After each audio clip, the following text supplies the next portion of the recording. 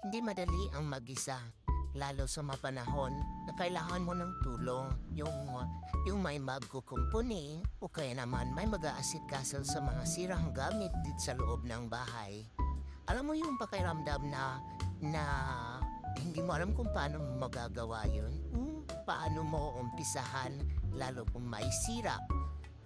Yung mga ano na kailangan mo magtanong o kaya naman yung may mapapagsabihan ka may sira sa ganito kailangang ayusin yung mga ganon na mga bagay.